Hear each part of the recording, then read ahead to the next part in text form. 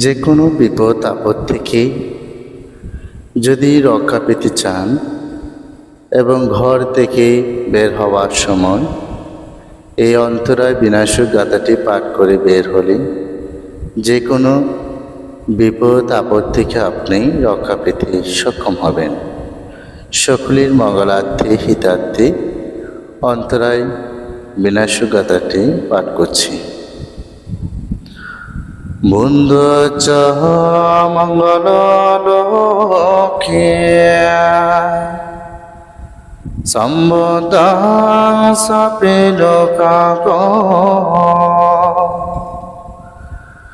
বন্দাং শরণামাগমা সম্বদুঃখ প্রমোচরে ধম্ম চাহ মঙ্গল লোকে গম্ভীরতে দুর্নস ধম্মং শরণামগমঃ সম্বদুঃখ প্রমোচনে সঙ্গোচঃ মঙ্গল লোকে দাক্ষিণীয়া সদা হতে